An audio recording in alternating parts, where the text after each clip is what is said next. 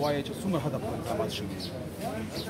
د دې باندې موږ وروستو تقریبا 15 شپږو میاشتو په دې باندې کار کوو. اول خو دا وایم چې دا ټولې څونه محکمې دي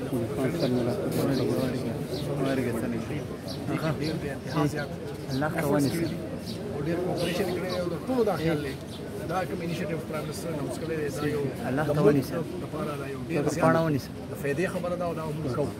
نن موږ چې کوم اریجمنټ وکړو موږ ترې مطمئن یو ان شاء الله.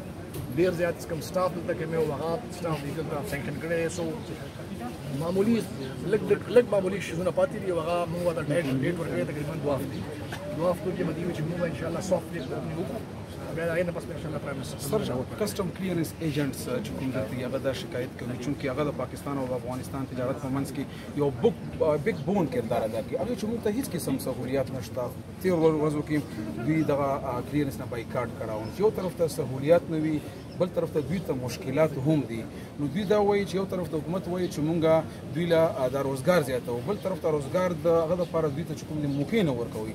نو دوی چې موږ ته هیڅ قسم سہولیات نشته. دا مسلې په بورډر باندې دا ډېرې مسلې وي. ما نن ورته کسټمز ټول چې کوم سینیئر افسر هغه ټول راغلي او دا چې کومې وړې مسلې دي ډېر ایجنټس والا خبرې دي دا به حل شي ان شاء الله. ور یو خو سپیس دلته کم دی. مثلا دلته اوس پورې د اف آی ای چې کوم سټامپ لګول به یو کسو ټیک شو هغه مونږ د یو په ځای باندې اوس اته کوو ټیک شو نو ته ایمیجن کړئ چې اوس اته کاونټرز دي اته کسانې کوي هغه به سہولت به زیات زر پاس کی دغه سي د کسٹمز تقریبا 60 کا 67 سټاف نور راوړل د دې لپاره دا به وخت سره ان شاء الله دا مسلې به ټول آسان مقصد دا موږ چې کلیر زر کیږي صحیح کیږي او زر کیږي نو هغه د لپاره تک دا ټول تقریبا ټول دی اخیری غوښتنه زما دا ده چې څه ګمان کوي چې څومره حده پورې به تجارتي حجم کې به زیاتوالی راشي قومي خزانې ته به څومره حده پورې فایده ترلاسه شي عوامو ته به څومره سہولیت ورکړی شي. دې کې خو اولنۍ خبره بیسیکلی ایکسپورټس دی ایکسپورټ په ان شاء الله دې سره زیاتېږي نیچرل خبره ان شاء الله. اوبویسلی ایکسپورټ زیاتول صرف د بارډر باندې ډیپینډ کېږي نه نور ایشوز هم دي هغې او ټولو باندې کار روان دی.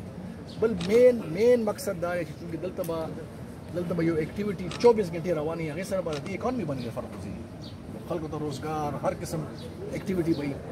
او بل دا دی زمونږ چې کوم خاص کر دغه ایمیج د بهر دنیا چې مونږ خپل بارډرز کراو مونږ خپل بارډرز افغانستان ته نه بلکې مونږ سنټرل ایشیا ته کراو.